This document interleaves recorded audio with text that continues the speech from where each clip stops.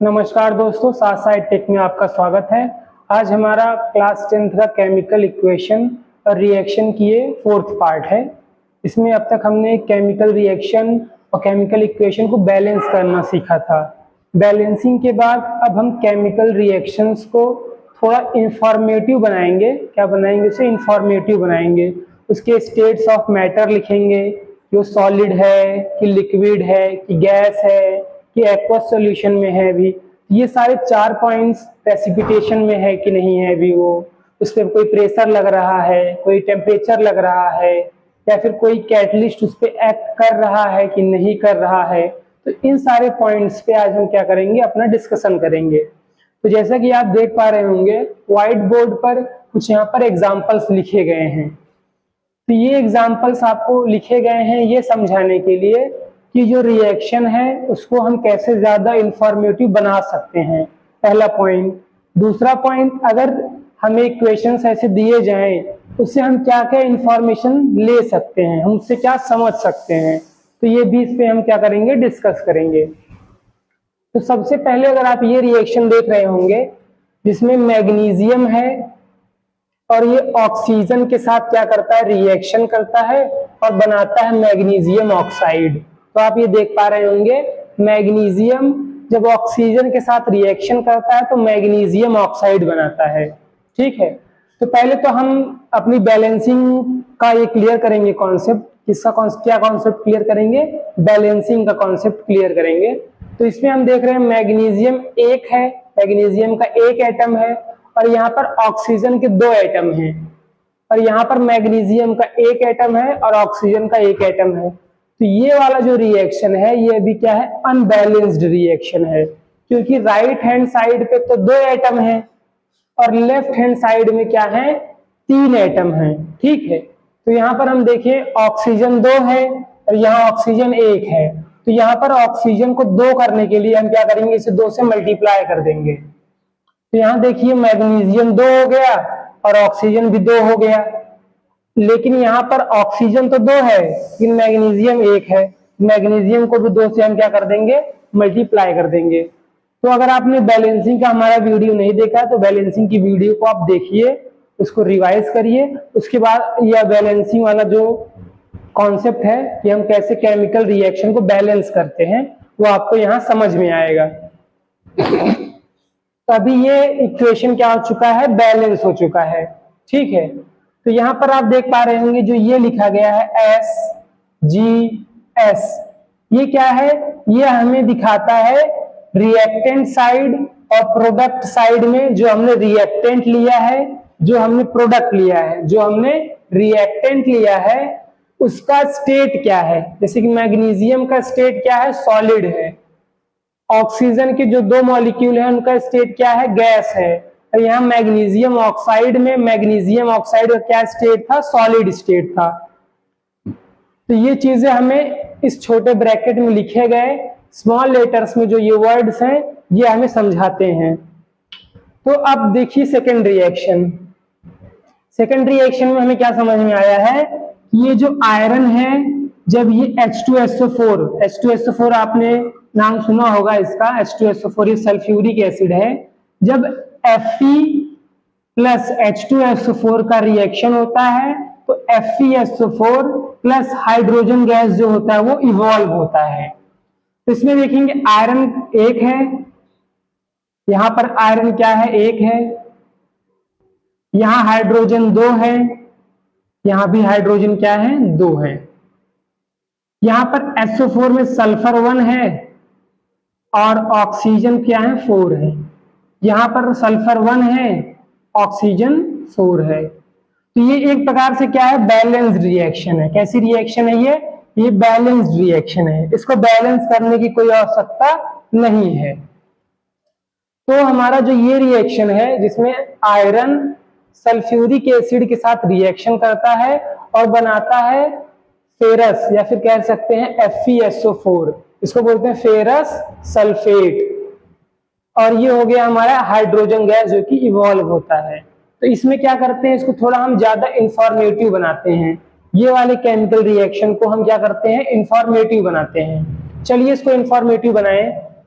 तो उसके लिए हम रेड मार्कर का यूज करते हैं ताकि चीजें क्या हो पाए, विजिबल हो पाए। तो आयरन क्या है, सॉलिड स्टेट में रहता है। आयरन किस स्टेट में रहता है, सॉलिड स्टेट में।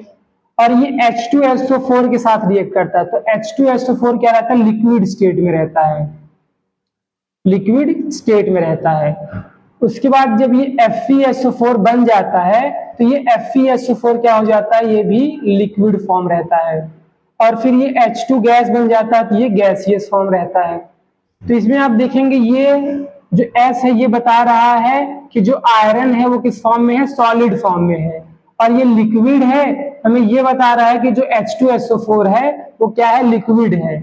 और जब ये FeSO4 बनता है तभी लिक्विड रहता है, और H2 गैस, हमें ये गैस मिलता है। तो इससे हमारा जो ये रिएक्शन हो गया, ये केमिकल रिएक्शन ज्यादा इंफॉर्मेटिव हो गई। अब तीसरा एग्जाम्पल डिस्कस करते हैं। तो तीसरे एग्जाम्पल में क्या है कि जो ये लीड नाइट्रेट है, ये क्या है, ये लीड नाइट्रेट, और जो पोटेशियम आयोडाइड है। जब लीड नाइट्रेट पोटेशियम आयोडाइड के साथ मिक्स करेंगे, ये एनसीईआरटी का जो एक्टिविटी है जिसमें लीड नाइट्रेट को पोटेशियम आयोडाइड के साथ मिक्स करते हैं, तो उसमें क्या करता है, येलोइश कलर आता है। कौन सा कलर आता है, KNO3 और PBI, ये क्या बना लेते हैं, येलोइश कलर बनाते हैं, जिसमें PBI का प्रेसिपिटेट बनता है, ये सॉलिड फॉर्म में रहता है। और ये क्या करते हैं, ये वाटर में कंप्लीटली घुल जाते हैं। ये वाटर में कंप्लीटली क्या होते हैं, घुल जाते हैं। ये वाटर में कंप्लीटली घुल जाते हैं, ठीक है। तो इसीलिए यहाँ पर AQ लिखा गया है, AQ। और ये S क्यों लिखा गया है, क्योंकि S जो है वो प्रेसिपिटेट बना लेता है, वो सॉलिड फॉर्म में नीचे रुक जाता है। बाकी KNO3 जो है वो एक्वस रहता है, मतलब वो क्या करता है, वो वाटर में आसानी से घुल जाता है। यहाँ KI जो है इसको बोलते हैं पोटेशियम आयोडाइड। ये पोटेशियम आयोडाइड भी क्या होता है, पानी में घुल जाता है। और लीड नाइट्रेट भी पानी में आसानी से घुल जाते हैं। तो जो केमिकल्स या सब्सटेंस वाटर में घुल जाते हैं उनको मैं क्या बोल देता हूँ, एक्वस, या केमिस्ट्री को क्या बोलती है, एक्वस। उनके नीचे क्या लिखा रहेगा, एक्वस। इसको लिक्विड नहीं बोलेंगे। लिक्विड क्यों नहीं बोल रहे हैं, क्योंकि यहाँ पर सॉल्यूशन है। मतलब अगर मैं पॉइंट को क्लियर करूं तो आप ये पूछ सकते थे ना कि यहाँ लिक्विड है, जैसे कि लिक्विड, और दूसरा लिखा है एक्वस, AQUEOS। तो ये एक्वस है। एक्वस का सिंबल जो रहता है AQ से डिनोट करते हैं, और लिक्विड जो है वो L से डिनोट करते हैं। एक्वस कब होता है, एक्वस तब होता है जब हम किसी सब्सटेंस में मिलाएं। जब हम सब्सटेंस को वाटर में मिलाते हैं, सब्सटेंस है, सॉरी वाटर है, उसमें जब सब्सटेंस को मिलाएंगे और मिलाने के बाद जब उसे हम शेक करेंगे तो सब्सटेंस जब कंप्लीटली उसमें डिसॉल्व हो जाएगा तब हम कहेंगे एक्वस सॉल्यूशन बन गया है। अदरवाइज सिर्फ एक लिक्विड है, क्या है, जैसे वाटर एक लिक्विड है, तो वाटर क्या है, लिक्विड, उसको हम डायरेक्ट लिखेंगे लिक्विड। लेकिन यही अगर वाटर में कोई हम केमिकल मिलाएं, मतलब वाटर में हम पोटेशियम आयोडाइड मिला देंगे, जब वाटर में पोटेशियम आयोडाइड मिलाएंगे तो अब क्या लिखेंगे, अब हम पोटेशियम आयोडाइड के नीचे वाटर नहीं लिखेंगे, ना लिक्विड लिखेंगे, अब हम लिखेंगे एक्वस। तो ये लिक्विड कब लिखना है, कब एक्वस लिखना है, ये बात आपको क्लियर हो गया होगा, ठीक है। अब जैसे कि जिंक है, जिंक में भी सॉलिड स्टेट रहता है, और H2SO4 ये क्या है, लिक्विड है। तो जब जिंक में H2SO4 मिल जाता है तो ये बन जाता है जिंक सल्फेट, जो कि लिक्विड फॉर्म रहता है, और ये क्या बन जाता है, H2 गैस। तो ऐसे करके हम केमिकल रिएक्शन को मोर इंफॉर्मेटिव बना सकते हैं, ठीक है। ऐसे करके हम केमिकल रिएक्शन को क्या बना सकते हैं, मोर इंफॉर्मेटिव। तो कुछ और एग्जांपल्स देखते हैं हम, आपकी एनसीईआरटी का ही एग्जांपल है। हाँ, तो इसको हम इरेज करते हैं, और इरेज करके कुछ और एग्जांपल्स का क्या करते हैं, यहाँ पर डिस्कशन करते हैं। हाँ, तो जैसे कि एक एग्जांपल और है, एग्जांपल क्या है, एग्जांपल ये है कि जब भी हम आयरन को Fe प्लस वाटर, जब भी हम आयरन को वाटर में डिसॉल्व करें या फिर वाटर ले लें, उसमें हम क्या करें, आयरन को क्या करें, डीप करा दें।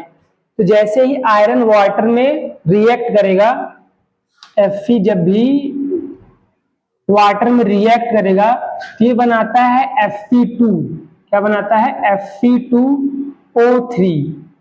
और उसके साथ साथ ये क्या करता है, हाइड्रोजन गैस भी इवॉल्व करता है। हाइड्रोजन गैस क्या करता है, इवॉल्व करता है। तो ये रिएक्शन आप देख रहे होंगे जिसमें ये आयरन वाटर के साथ रिएक्ट करके Fe2O3 बनाता है और हाइड्रोजन गैस क्या करता है, इससे इवॉल्व होता है।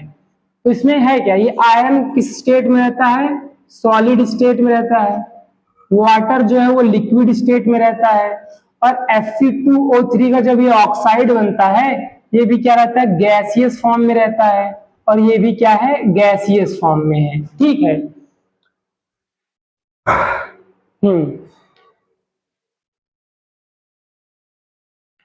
तो ये बात आपको समझ में आ रहा होगा। Fe जब वाटर के साथ रिएक्ट करता है तो Fe2O3 बनाता है और H2 गैस इससे इवॉल्व होता है। उसके साथ साथ यहाँ पर Fe3O4 जिसका फॉर्म है सॉलिड फॉर्म, ये भी इसके साथ क्या होता है, प्रोड्यूस होता है। तो यहाँ पर क्या हो रहा है, अब ये रेड मार्कर से लिखा गया है solid, liquid, gas, gas, solid. ये क्या करते हैं, हमारे केमिकल रिएक्शन को ज्यादा इंफॉर्मेटिव बनाते हैं। ठीक है। तो सेकंड एग्जांपल देखते हैं। जैसे कि अगर एक कार्बन डाइऑक्साइड है और उसको मैं H2 के साथ क्या कर रहा हूं, रिएक्ट कर रहा हूं। कार्बन डाइऑक्साइड को जब हम H2 के साथ रिएक्ट कराते हैं, H2 के साथ, ये बनाता है CH3OH। ठीक, ये क्या बना लेता है, CH3OH बनाता है। तो जब भी कार्बन डाइऑक्साइड, जैसा कि आपको पता होगा, कार्बन डाइऑक्साइड एक गैस है और ये H2 भी क्या है, एक गैस है। जब कार्बन डाइऑक्साइड और हाइड्रोजन गैस रिएक्ट करते हैं तो बनता है मेथेनॉल। क्या बनता है, मेथेनॉल। और ये मेथेनॉल क्या रहता है, लिक्विड फॉर्म में रहता है। किस फॉर्म में रहता है, ये लिक्विड फॉर्म में। तो आई होप अब आपको ये चीज समझ में आ गया होगा कि कैसे एक केमिकल रिएक्शन को ज्यादा इंफॉर्मेटिव बनाया जाए। ठीक, पहली चीज। दूसरी चीज, लेट सपोज आपको ऐसे एग्जांपल्स दे दिए जाएं, ऐसे करके फ्रेम करके कि Fe है, उसका जो स्टेट है सॉलिड है, H2O है, उसका स्टेट लिक्विड है, Fe2O3 है, उसका स्टेट गैसियस है, H2 है, उसका स्टेट गैसियस है। इससे हम क्या इंफॉर्मेशन निकाल सकते हैं। अब तक हमने क्या किया था, रिएक्शन को इंफॉर्मेटिव बना रहे थे, लेकिन अब हम क्या करेंगे, उस रिएक्शन से कैसे हम चीजों को या फिर उससे क्या इंफॉर्मेशन एक्सट्रैक्ट कर सकते हैं। तो यहां से क्या समझ में आता है, इससे हमें ये समझ में आता है कि एक आयरन का एलिमेंट है जो कि रिएक्ट करता है वाटर के मॉलिक्यूल के साथ या वाटर कंपाउंड से। आयरन का जो एलिमेंट है वो सॉलिड स्टेट में है और जो वाटर का मॉलिक्यूल है या वाटर का कंपाउंड है, इसको आप दोनों में से चाहे जो बोल सकते हैं, तो लिक्विड स्टेट में है। और ये दोनों जब रिएक्ट करते हैं तो प्रोडक्ट बनता है Fe2O3 और हाइड्रोजन गैस से इवॉल्व होता है। वैसे ही सिमिलरली सेकेंड एग्जांपल भी है। तो थर्ड एग्जांपल देखेंगे। अब तक आप देख रहे थे कि स्टेट्स ऑफ मैटर ही सिर्फ मेंशन किया जाता था। सॉलिड गैस सॉलिड मेंशन कर दिया गया, लिक्विड मेंशन कर दिया गया, गैस मेंशन कर दिया गया। ये सारी चीजें अब तक मेंशन की गई थी। लेकिन अब हम क्या करेंगे, अब हम प्रेशर मेंशन करेंगे, टेम्परेचर मेंशन करेंगे, उसके बाद कैटलिस्ट मेंशन करेंगे। कैटलिस्ट क्या होता है इसको भी हम डिस्कस करेंगे। तो जैसे कि यही वाला जो एग्जांपल है इसी को ही लेते हैं। कार्बन डाइऑक्साइड है, ये रिएक्ट करेगा वाटर के साथ, H2O के साथ रिएक्ट करेगा। उसके बाद ये फॉर्म करेगा CH3OH फॉर्म करेगा। ठीक है। और ये रिएक्शन तभी हो पाएगा जब 314 atm का क्या लगे, प्रेशर लगे। ठीक, जो बच्चे प्रेशर का मतलब नहीं जानते होंगे सिंपल ये समझिएगा, ये है मान लो एक कंटेनर, ये क्या है, एक कंटेनर है। उसमें क्या कर दिया गया है, उसमें वाटर ले लिया गया है। क्या ले लिया गया है, वाटर। ये रहा वाटर, और इसमें क्या कर दिया गया है, CO2 गैस को फिल कर दिया गया है। CO2 गैस को क्या कर दिया गया है, फिल। अब उसके बाद यहां पर एक पिस्टन लगाया जाता है। ये रहा पिस्टन, ये पिस्टन है। तो होता क्या है, जब पिस्टन को नीचे की तरफ प्रेस किया जाएगा, क्या किया जाएगा, नीचे की तरफ प्रेस किया जाएगा, तो ये क्या करेगा, ये पिस्टन जो है नीचे की तरफ चलाएगा। ये पिस्टन कहां चलाएगा, नीचे की तरफ। लेट सपोज ये कंटेनर है और पिस्टन जो है नीचे चलाएगा, ऐसे करके, ऐसे।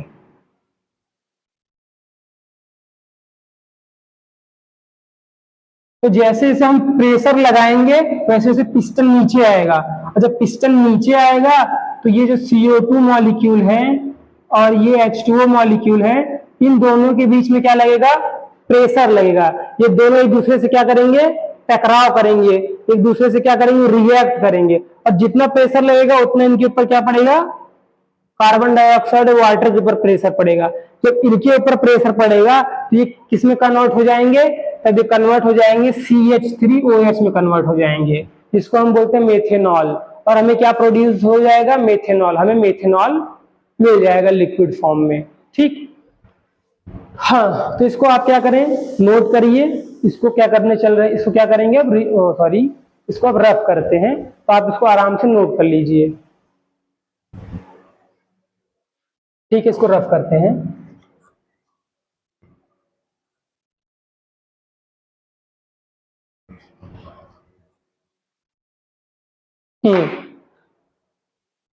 अब उसके बाद फॉर एग्जाम्पल नंबर 4 डिस्कस करते हैं। एग्जाम्पल नंबर 4 ये है, जैसे कि मान लो ये हमारा कार्बन मोनोऑक्साइड है। क्या है ये, carbon monoxide.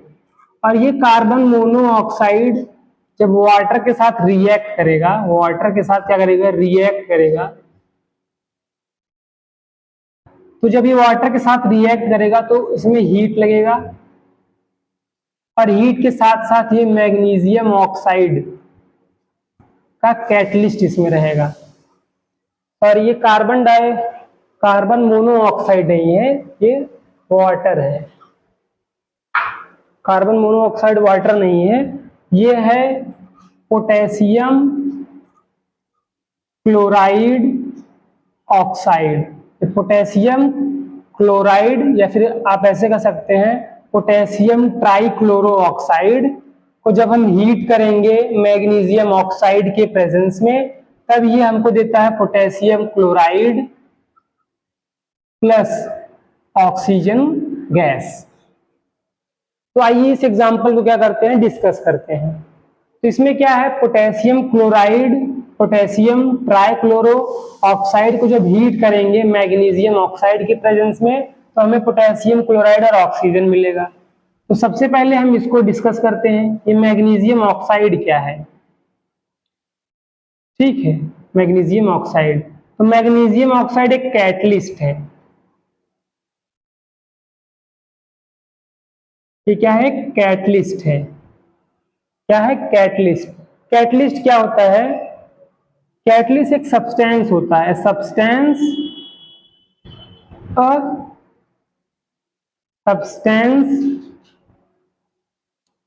which does not participate in reaction, does not participate in reaction, but it increase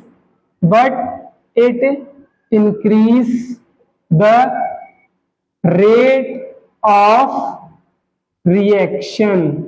ये रेट ऑफ रिएक्शन को क्या करता है, इंक्रीज करता है। मतलब जो कैटलिस्ट रहेगा वो रेट ऑफ रिएक्शन को क्या कर देगा, इंक्रीज कर देगा। मतलब रिएक्शन अगर स्टार्ट हुआ, लेट सपोज एक रिएक्शन स्टार्ट होता है और वो कंप्लीट होने में 10 सेकेंड लगाता है, तो उसकी जगह पर अगर हम कैटलिस्ट यूज करेंगे तो रिएक्शन 5 सेकेंड में हो जाएगी। तो ये स्पीड जो बढ़ गया, 10 सेकेंड से 5 सेकेंड लगा टाइम को, तो ये स्पीड मतलब टाइम घटा है तो स्पीड बढ़ा है। ये जो स्पीड का इंक्रीमेंट होता है ये कैटलिस्ट करता है। बाकी अदरवाइज कैटलिस्ट ना रिएक्टेंट में केमिकल रिएक्शन में यूज होता है ना ही प्रोडक्ट में यूज होता है, वो एज इट इज बचा रहता है। तो कैटलिस्ट है, ये कैटलिस्ट का काम क्या है, वो केमिकल रिएक्शन की स्पीड को इनहांस करता है। ये मैग्नीशियम ऑक्साइड क्या है, एक कैटलिस्ट है। और ये किसका सिंबल है, ये हीट का सिंबल है। किसका सिंबल है, हीट। तो जब भी पोटेशियम ट्राइक्लोरो ऑक्साइड हीट किया जाएगा मैग्नीशियम ऑक्साइड की प्रेजेंस में, ये फॉर्म करेगा पोटेशियम क्लोराइड और ऑक्सीजन गैस।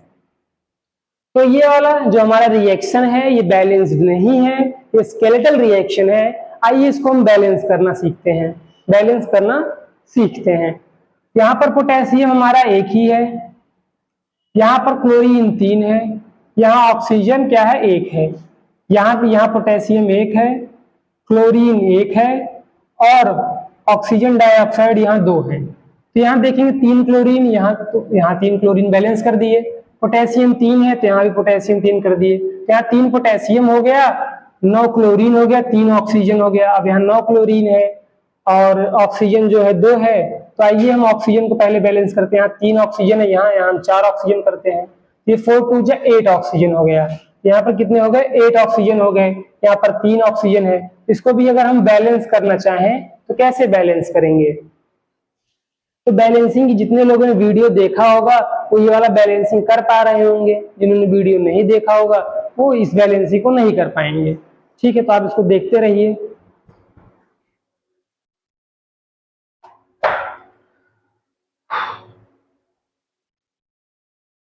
चलिए तो इसको हम देखते हैं एक बार दोबारा। तो जैसे कि अगर हम देखें KCl3O है और KCl है, इसकी बैलेंसिंग कर रहे हैं। तो यहां से अगर मैं 3 को हटाता हूं और ये 4 को हटाऊं दोबारा और ये 3 को हटा दूं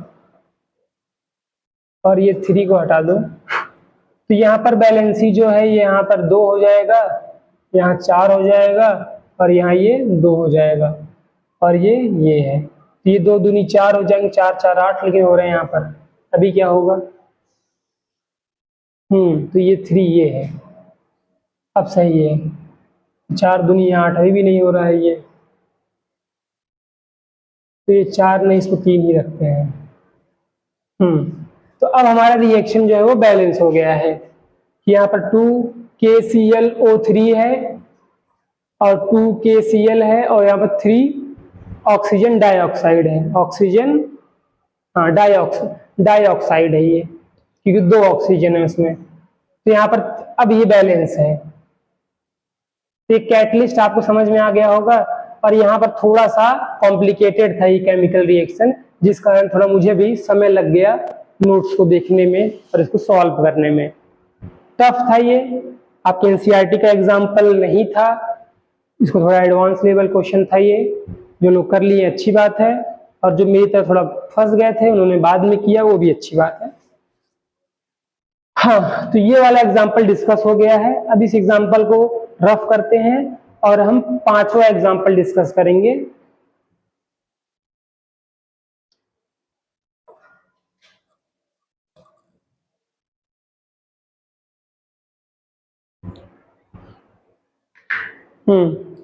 तो एग्जाम्पल है फोटोसिंथेसिस का। किसका एग्जाम्पल है, फोटोसिंथेसिस। फोटोसिंथेसिस। तो फोटोसिंथेसिस की ये वाले एग्जाम्पल में हम ये देखेंगे कि 6CO2 gas plus 6H2O liquid ये रिएक्ट करता है और प्रोड्यूस करता है C6H12O6। ये भी एक प्रकार के गैस में रहता है।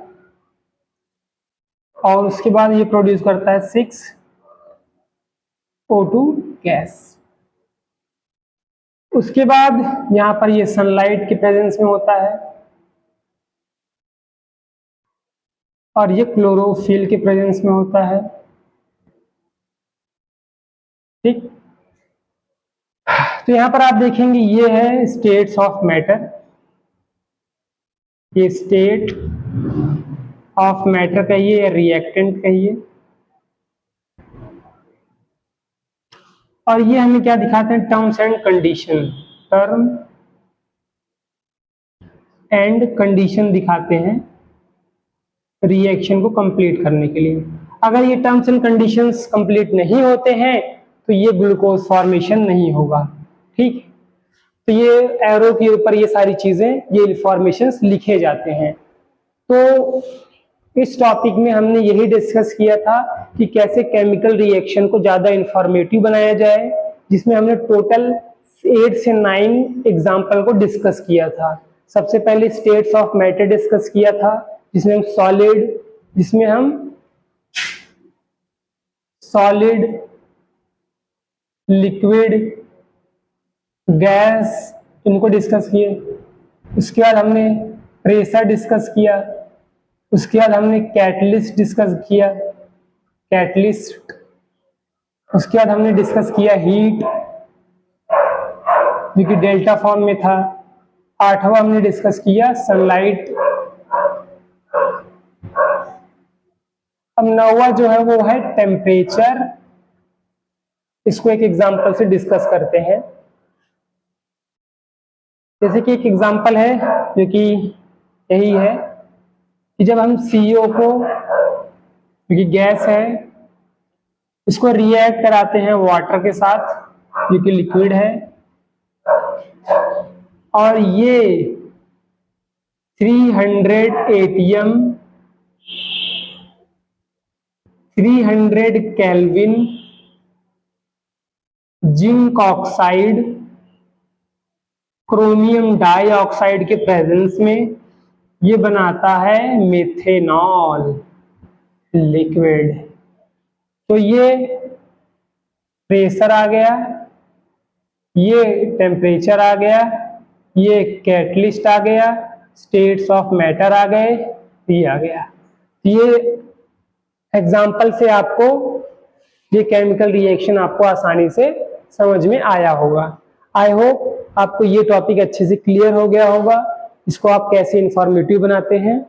CBSE में ऐसे क्वेश्चंस नहीं पूछे जाते हैं कि आपको एक क्वेश्चन दिए जाए, उसको आप क्या कर पाए, इंफॉर्मेटिव बनाएं। लेकिन हाँ, आपको अगर केमिकल रिएक्शन पढ़ने आता है तो ये आपके लिए बड़ी बेनिफिशियल रहेगा कि आप केमिकल रिएक्शन को पढ़ सकते हैं, क्योंकि केमिकल रिएक्शन के क्वेश्चन CBSE अक्सर पूछता है। और प्रीवियस ईयर के भी अगर आप क्वेश्चन उठाएंगे, 2025 के क्वेश्चन उठाएंगे, तो उसमें भी केमिकल रिएक्शन के क्वेश्चन 2-3 क्वेश्चन एक करके पूछे गए हैं। तो ये वाला टॉपिक काफी इंपॉर्टेंस था आपके लिए, इसको आप जरूर रीड करिएगा और समझिएगा। इसको मैं क्या करने चल रहा हूँ, इसको मैं इरेज करने चल रहा हूँ। अब आप इसे नोट करिएगा। अब हम डिस्कस करने चलेंगे ऑक्सीडेशन और रिडक्शन।